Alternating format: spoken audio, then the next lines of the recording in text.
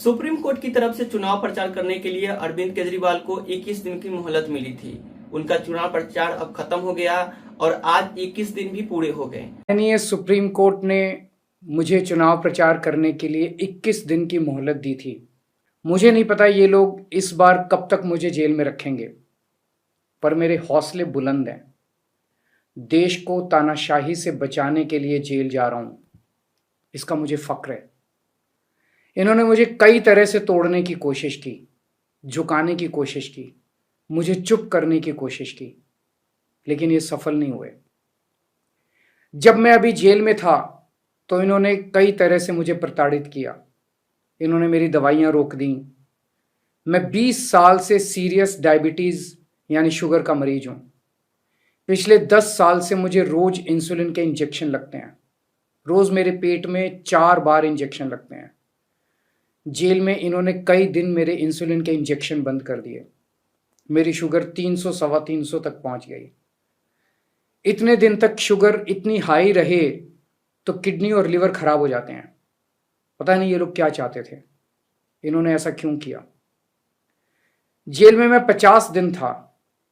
इन 50 दिनों में मेरा 6 किलो वजन कम हो गया।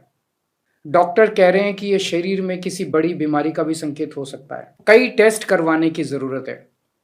मेरे यूरिन में भी कीटोन लेवल बहुत ज़्यादा हो गया है। सुप्रीम कोर्ट की तरफ से चुनाव प्रचार करने के लिए अरविंद केजरीवाल को 21 दिन की मोहलत मिली थी। उनका चुनाव प्रचार अब खत्म हो गया और आज 21 दिन भी पूरे हो गए। कल यानी 2 जून को सीएम को कल दोपहर 3 बजे तक तिहाड़ जेल में सरेंडर करना है। अरविंद केजरीवाल 20 साल से सीरियस डायबिटीज से जुलझ रहे हैं, यानी कि शुगर की बीमारी से वो पीड़ित हैं। पिछले 10 सालों से इंसुलिन का इंजेक्शन ले रहे हैं। मैं आपको बता दूं कि इंसुलिन का इंजेक्शन उन लोगों को दिया जाता है जिन्हें डायबिटीज होता है। अब डायबिटीज के मरीजों में शरीर या तो पर्याप्त मात्रा में इंसुलिन का उत्पादन नहीं कर पाता है या इसका सही तरीके से उपयोग नहीं कर पाता है।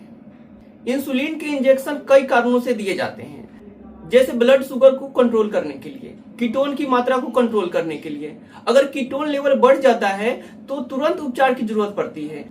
अगर सही समय पर इलाज नहीं किया गया तो जीवन के लिए खतरनाक हो सकती है। अब मैं आपको बताता हूं कि कीटोन लेवल कैसे काम करता है और क्या है कीटोन लेवल। देखिए, कीटोन लेवल 3 तरह के होते हैं, नॉर्मल, मॉडरेट और हाई। जो नॉर्मल कीटोन लेवल होता है वो 0.6 मिली मोल पर लीटर होता है। इसका मतलब ये हुआ कि जनरली जो है 0.6 मिली मोल पर लीटर से कम होता है, तब वो नॉर्मल कीटोन लेवल माना जाता है। अगर मॉडरेट कीटोन लेवल की बात की जाए तो मॉडरेट कीटोन लेवल जो है वो 0.6 से 1.5 मिली मोल प्रति लीटर के बीच होता है, तब इसको मॉडरेट कीटोन लेवल कहा जाता है। अगर वही हाई कीटोन लेवल की बात की जाए तो इसका स्तर 1.6 से लेकर 3.0 मिली मोल प्रति लीटर के बीच होता है, तो यह स्तर हाई माना जाता है और इसे गंभीरता से लेना चाहिए, क्योंकि इससे कीटो एसिडोसिस का संकेत होता है। अगर कीटोन लेवल 3.0 मिली मोल पर लीटर से अधिक होता है तब इसे हाई लेवल माना जाता है। सीएम अरविंद केजरीवाल कल 3 बजे सरेंडर करेंगे तिहाड़ जेल में। सरेंडर करने के लिए लगभग दोपहर 3 बजे अपने घर से निकलूंगा। हो सकता है ये इस बार मुझे और ज्यादा प्रताड़ित करें, लेकिन मैं झुकूंगा नहीं। आप अपना ख्याल रखना। मुझे जेल में आपकी बहुत चिंता रहती है। आप खुश रहेंगे तो आपका केजरीवाल भी खुश रहेगा।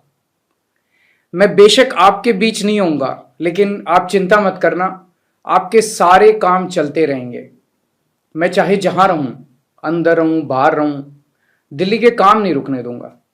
आपकी फ्री बिजली, मोहल्ला क्लिनिक, अस्पताल, फ्री दवाइयाँ, इलाज, महिलाओं के लिए फ्री बस यात्रा, 24 घंटे बिजली और भी सारे काम चलते रहेंगे। और लौट के हर माँ बहन को हर महीने 1000 रुपये देने की भी शुरुआत करूंगा। मैंने हमेशा आपके परिवार का बेटा बन के अपना फर्ज निभाया है। आज मैं अपने परिवार के लिए आपसे कुछ मांगना चाहता हूं। मेरे माता पिता बहुत बुजुर्ग हैं। मेरी माँ बहुत बीमार रहती हैं। मुझे जेल में उनकी बहुत चिंता रहती है।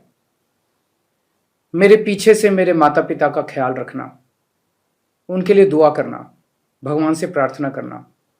दुआ में बड़ी ताकत होती है। आप मेरी माँ के लिए रोज प्रार्थना करेंगे तो वो जरूर स्वस्थ रहेंगी। मेरी पत्नी सुनीता बहुत मजबूत हैं। उन्होंने जिंदगी के हर मुश्किल वक्त में मेरा साथ दिया है। जब मुश्किल वक्त आता है तो पूरा परिवार एकजुट हो जाता है।